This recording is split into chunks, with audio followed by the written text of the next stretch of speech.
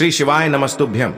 हर हर महादेव। दोस्तों, आप सभी लोग जानते हैं कि 28 जून 2025 यानी शनिवार को पड़ रही है आषाढ़ महीने की चतुर्थी तिथि।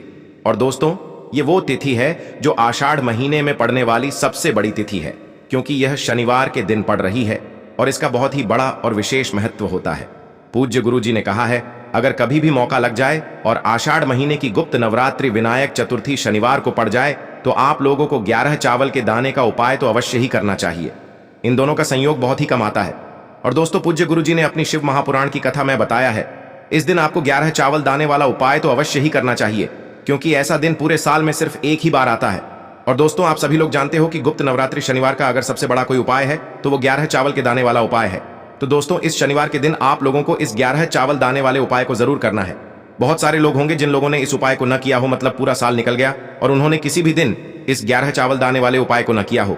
पर दोस्तों, आपके पास एक आखिरी मौका बचा हुआ है जो कि 28 जून के दिन है। तो इस दिन आप लोगों को इस वाले उपाय को जरूर कर लेना है। भले ही आपने पूरे साल भर इस उपाय को ना किया हो, पर अगर आपने इस आषाढ़ महीने के शनिवार के दिन अगर इस वाले उपाय को कर लिया तो आपको इस उपाय को करने का वो फल मिलेगा जिसकी आपने कभी कल्पना भी नहीं करी होगी। इसीलिए आप लोग इस वाले उपाय को एक बार जरूर कर लेना, ताकि आप लोगों के हाथ से यह मौका ना जा सके और आपको इस उपाय को करने का फल मिल सके। दोस्तों, यह उपाय पंडित जी ने अपनी अभी की ही शिव महापुराण की कथा में बताया है, जिस उपाय को आज हम आपको बहुत अच्छे से समझाने वाले हैं। इस वीडियो को देखने के बाद इस उपाय को समझने के लिए आपको कोई और वीडियो को देखने की जरूरत नहीं पड़ेगी। तो चलिए दोस्तों, उपाय को शुरू करते हैं। देखिए, ये इस आषाढ़ महीने के शनिवार के दिन ये इतना खास होता है, इतना महत्वपूर्ण होता है। देखा गया है कभी कभी बड़े बड़े पूजा पाठ अनुष्ठान से जो मनोकामना पूर्ण नहीं होते, वो इस आषाढ़ महीने के विनायक चतुर्थी के दिन एक छोटे से उपाय करने से ही आपकी मनोकामना पूर्ण हो जाती है। और बहुत सारे लोगों ने इस उपाय को किया भी है और उनको इस उपाय को करने का फल भी जरूर मिला है। अगर आप लोग भी इस उपाय को शनिवार के दिन करना चाहते हैं तो आप इस उपाय को पहले अच्छे से समझ लेना, सुन लेना, उसके बाद करना। आपको इस उपाय का फल जरूर मिलेगा। और इस उपाय को कर लेने से आपके घर में चाहे किसी भी प्रकार की दुख और समस्या क्यों ना चल रही हो, आपको उसका कारण भी नहीं पता है कि भाई यह समस्या किस कारण से चल रही है। उसका कुछ भी कारण हो सकता है, जैसे पितृदोष हो सकता है या किसी भी तरह का मंगल दोष भी हो सकता है। तो इस दिन आप लोगों को यह वाला उपाय कर लेना है। यह एक ऐसा उपाय है जिस उपाय को अगर किसी विशेष दिन पर किया जाए तो भाई उस विशेष दिन का जो है वह तो हमें मिलता ही मिलता है, पर हमने उस दिन पर इस उपाय को किया है तो हमें उससे भी बड़ा फल मिलता है और फल बहुत जल्दी मिलता है, क्योंकि आप इस उपाय को बहुत ही बड़े और विशेष दिन पर कर रहे हो।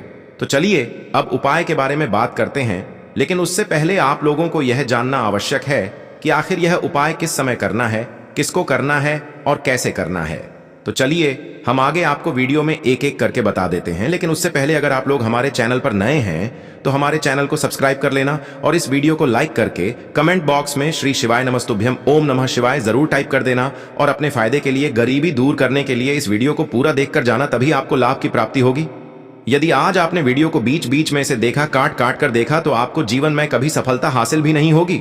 तो दोस्तों, इस 11 चावल के दाने वाले उपाय को हमें इस शनिवार के दिन कैसे करना है, किसको करना है, किस समय करना है और कहां पर करना है, ये सारे सवालों के जवाब आपको इस वीडियो में मिल जाएंगे। और जो ये वीडियो देखेगा भाई, उसको 11 चावल के दाने वाला उपाय जरूर करना चाहिए, क्योंकि इस दिन एक चावल के दाने का भी बहुत ही बड़ा और विशेष महत्व होता है। और जब बात आ जाए 11 चावल के दाने की, तो ये सोने पे सुहागा वाली बात हो जाती है और ये एक बहुत ही बड़ा उपाय हो जाता है इस शनिवार विनायक चतुर्थी तिथि का। तो अब दोस्तों, इस 11 चावल के दाने वाले उपाय को आखिर करना किसको है, सबसे पहले हम लोग वो बात जान लेते हैं। तो देखो, घर की जो बड़ी माताएं बहनें होती हैं, उन माताओं बहनों में से कोई भी एक बड़ी माता बहन इस वाले उपाय को कर सकती है। और दोस्तों, अगर आप चाहें तो अपने घर में से सभी सदस्यों को भी इस उपाय को करवा सकते हैं। अगर किसी व्यक्ति की खुद की कोई मनोकामना है, खुद की कोई दुख और परेशानी है जो कि वह अपने लिए ही करना चाहता है इस वाले उपाय को, तो वह खुद अपने लिए भी कर सकता है। बाकी अगर कोई घर में से ऐसा है जो कि अपने पूरे घर परिवार की सुख और शांति के लिए ये वाला उपाय करना चाहता है, तो भाई वह भी कर सकता है, उसमें भी कोई दिक्कत वाली बात नहीं है। कहने का मतलब ये है कि इस उपाय को हर एक सदस्य भी कर सकता है और पूरे घर परिवार के सदस्य के लिए घर की बड़ी माताओं बहनों में से कोई एक माता बहन भी कर सकती है। माताएं बहनें अगर घर में उपस्थित न हो या वो यह वाला उपाय न कर पा रही हो, तो फिर घर का कोई बड़ा सदस्य भी इस 11 चावल के दाने वाले उपाय को कर सकता है, चाहे फिर वह पुरुष ही क्यों ना हो। उसमें कोई भी दिक्कत वाली बात नहीं है। अब दोस्तों, इस 11 चावल के दाने वाले उपाय को हमें करना कहां पर है? हमें इसे शिव जी के मंदिर में जाकर करना है। बहुत सारे लोग प्रश्न करते हैं, हर एक उपाय को करते समय क्या हम इस उपाय को घर पर कर सकते हैं? तो इस वाले उपाय को आप घर पर नहीं कर सकते हो। इस वाले उपाय को करने के लिए आपको शिव जी के मंदिर ही जाना पड़ेगा। उसके बाद में दोस्तों जो अगला प्रश्न निकल कर आता है वो यह आता है इस उपाय को लेकर कि आखिर इस उपाय को हमें किस समय करना है, सुबह के समय करना है कि शाम के समय करना है। तो देखो, इस वाले उपाय को आप लोग सुबह के समय भी कर सकते हो और शाम के समय प्रदोष काल में भी कर सकते हो। अब अगर आप पूछो कि भाई सबसे उत्तम समय कौन सा रहेगा इस 11 चावल के दाने वाले उपाय को करने का, तो हम आपसे बस यही कहेंगे कि इस उपाय को आप सुबह के समय करेंगे तो ज्यादा बेहतर होगा।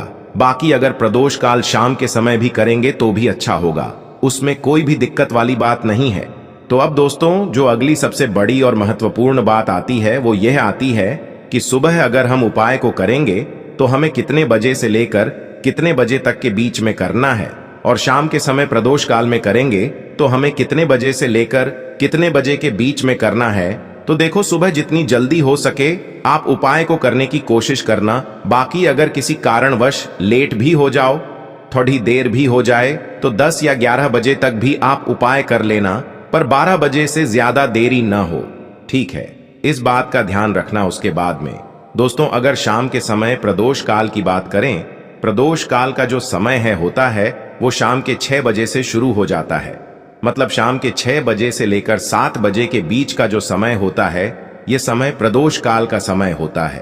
पर अभी जो मौसम चल रहा है इस मौसम में जो है शाम बहुत देरी से होती है, तो आप इस उपाय को 7 या 8 बजे के बीच में भी कर सकते हो। मतलब शाम के 6 बजे से रात 8 बजे के बीच में आप कभी भी इस वाले उपाय को कर सकते हो, उसमें कोई भी दिक्कत वाली बात नहीं है। अब दोस्तों यहां पर इस उपाय को लेकर एक और सबसे बड़ी बात यह निकल कर आती है कि इस 11 चावल के दानों को हमें लेना कहां से होता है, और हमें इस उपाय को करने के साथ में क्या और कुछ भी सामग्री ऐसी होती है जो शिव जी के मंदिर लेकर जानी पड़ती है।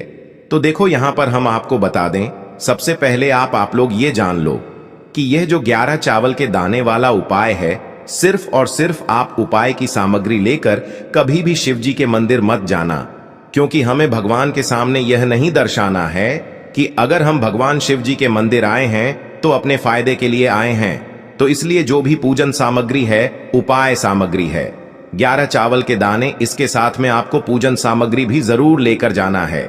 देखो अगर सुबह के समय उपाय कर रहे हो तो सीधी सी बात है, 1 लोटा जल तो आप लेकर जाओगे ही जाओगे। वही 1 लोटा जल अगर मिट्टी का जल हो तो बहुत अच्छा रहेगा। मिट्टी का जल कैसे बनाया जाता है इसके लिए हमने पहले से बहुत सारी वीडियोस बना दी है। आपके पास इस दिन एक आखिरी मौका रहेगा मिट्टी का जल शिव जी पर चढ़ाने का और उपाय को करने का। बहुत बड़ा आपको इस दिन फल मिलेगा। तो इसलिए इस दिन हो सके तो भाई मिट्टी का जल चढ़ाना, तो अपने साथ में कम से कम 1 लोटा जल तो आपको लेकर जाना ही जाना है। अगर मिट्टी का जल नहीं है तो घर का जल भी आप इस्तेमाल कर सकते हो।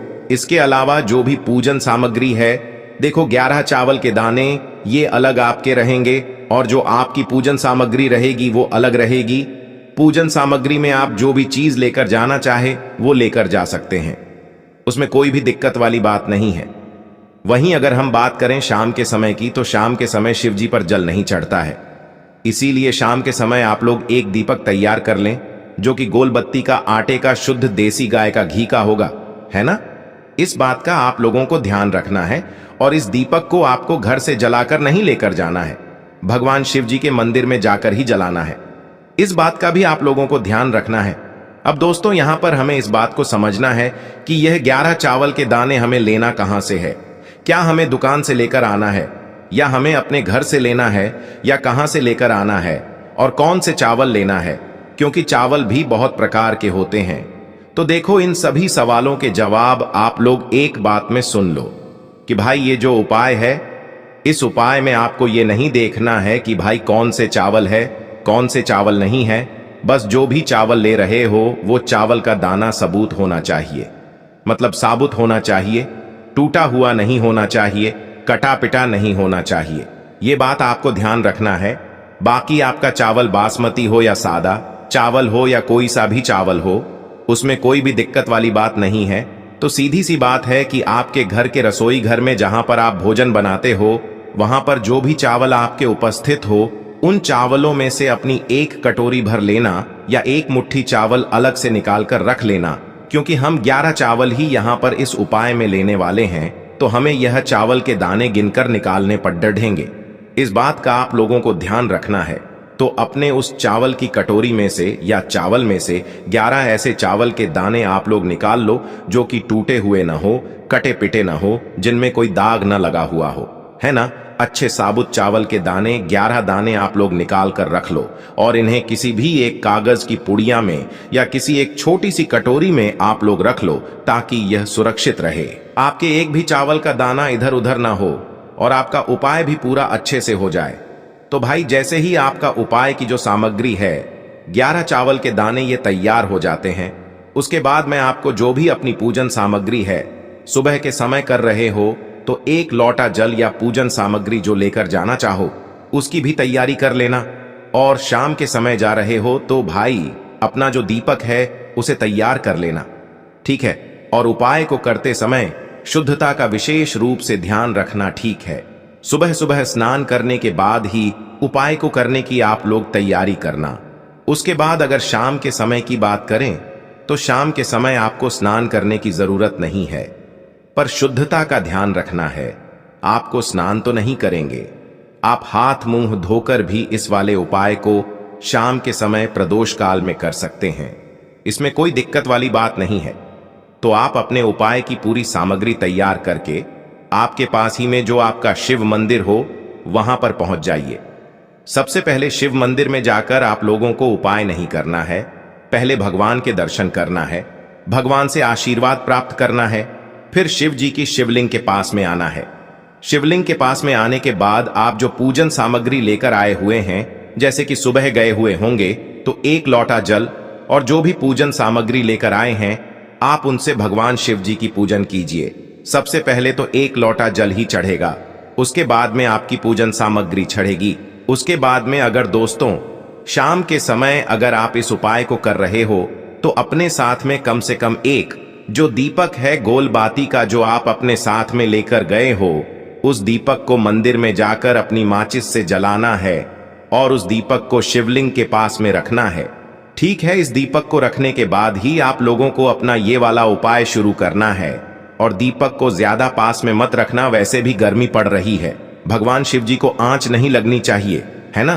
तो भाई जैसे ही आपकी पूजा अर्चना हो जाती है, आप भगवान शिव जी को प्रसन्न कर लेते हैं, उसके बाद में शिवलिंग के पास ही में आप कहीं पर बैठ जाइए, सामने या आसपास जिस जगह पर आपको बैठना हो वहां पर बैठ जाइए और अपने वह 11 चावल के दाने अपने सामने निकाल कर रख लीजिए, क्योंकि अब यहाँ पर उपाय को यहाँ पर करने की आपको तैयारी करना है। और इस तरीके से जब आप उपाय करेंगे, पूजन सामग्री करने के बाद, पूजन अर्चना करने के बाद, तो आपको उपाय का फल बहुत जल्दी और बहुत बढ़ा होकर मिलेगा। तो अपने 11 चावल के दाने अपने सामने निकाल कर रख लेना। और यह जो उपाय है यह आपकी सीधे हाथ की हथेली से होगा, इसलिए इस बात का भी विशेष रूप से ध्यान रखना है। तो सीधे हाथ की हथेली का प्रयोग करके ही आप लोग अपना इस वाले उपाय को करना। अपने सामने जो भी आपकी कागज की पुड्डियां है उसको खोल कर रख लो, या कटोरी है तो भाई उसे अपने सामने रख लो और अपने वह 11 चावल के दाने निकाल लो, ठीक है। उसके बाद में दोस्तों अब आपको क्या करना है कि शिवलिंग आपके सामने होगी, तो आपने वह 11 चावल के दाने एक एक करके आपको शिव जी के शिवलिंग के ऊपर चढ़ाना है। कहां पर चढ़ाना है? शिवलिंग के ऊपर चढ़ाना है और कहीं पर भी नहीं चढ़ाना है। आपको अपने हथेली से तो शिवलिंग के ऊपर चढ़ना है, भले ही फिर वो अपने आप जलाधारी पर गिर जाए या मतलब वहीं पर गिर जाए, उसमें कोई दिक्कत वाली बात नहीं है, पर आप चढ़ाओ शिवलिंग के ऊपर ही। तो आपको क्या करना है, अपना पहला चावल का दाना उठाना है, श्री शिवाय नमस्तुभ्यम बोलना है और शिवलिंग पर चढ़ा देना है।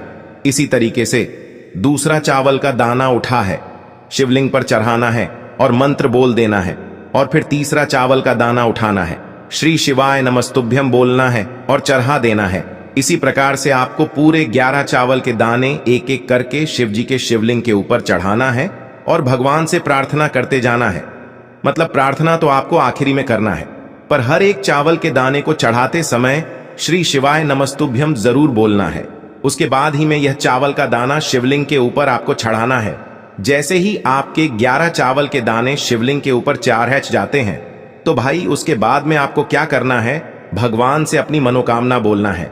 मनोकामना भी कब बोलना है, जब आपका 11 चावल का दाना आपके सीधे हाथ की हथेली में हो और आप उसे चढ़ाने के लिए जा रहे हो। श्री शिवाय नमस्तुभ्यम बोलकर उस आखिरी चावल के दाने को शिवलिंग के ऊपर चढ़ा देना और भगवान से फिर अपनी वह मनोकामना बोल देना, जिस मनोकामना के लिए आप लोग अपना यह वाला उपाय कर रहे हो। जिस भी दुख और परेशानी के लिए आप लोग अपना यह वाला उपाय कर रहे हो, उसके बाद में जैसे ही आप अपनी मनोकामना बोल देते हो, आपका यह वाला उपाय पूरा हो जाता है। पर दोस्तों, उपाय को करने के बाद आप लोगों को 2 मिनट भगवान शिव जी के मंत्र का जाप जरूर करना है। और मंत्र का जाप करने के बाद भगवान से एक और बार प्रार्थना करना है अपनी मनोकामना के लिए, या अपनी जो भी दुख और परेशानी है उसके लिए। इसके बाद में आप लोग भगवान को देखकर, भगवान से प्रार्थना करके, उनसे आशीर्वाद लेकर वहां से उठ सकते हैं और अपने घर पर जा सकते हैं। बस दोस्तों, यहां पर यह वाला उपाय पूरा हो जाता है। इस तरीके से जो भी व्यक्ति छोटी छोटी चीजों का ध्यान रखते हुए इस 11 चावल के दाने वाले उपाय को करेगा, निश्चित सी बात है उसे उसकी मनोकामना जल्द ही पूर्ण होगी और जो भी दुख और परेशानी है वो भी बहुत ही जल्दी दूर होंगे। और दोस्तों, अगर आपको हमारी ये वीडियो पसंद आई हो तो हमारे इस वीडियो को लाइक और चैनल को सब्सक्राइब जरूर करें। हर हर महादेव, ओम नमः शिवाय। देखिए, हम सभी के घरों में माता तुलसी का पौधा अवश्य ही होता है। तो देखिए, हमें तुलसी जी के पौधे से सबसे पहले तो 3 पत्ते तोड़ने हैं। देखो, एकादशी वाले दिन आपको तुलसी के पत्ते नहीं तोड़ने हैं। तो देखिए, तुलसी जी के आपको 3 पत्ते तोड़ लेने हैं और इन तुलसी जी के पत्तों को तोड़ने के बाद आपको एक चुटकी हल्दी भी अपने साथ में लेनी है। हल्दी के अंदर आपको जल मिलाकर के पेस्ट के रूप में तैयार करना है और इसी के साथ में आपको एक दीपक भी लेना होगा। दीपक आप मिट्टी का भी ले सकते हैं, आटे का भी ले सकते हैं, और इस दीपक में आपको शुद्ध घी डाल करके इसमें आपको लंबी रुई की बाती का प्रयोग करना है। देखिए दोस्तों, आपके पास है 3 तुलसी जी के पत्ते हैं। तो पहला जो तुलसी जी का पत्ता है उस पर आपको सबसे पहले तो जो आपने हल्दी ली है उसकी एक बिंदी लगानी है।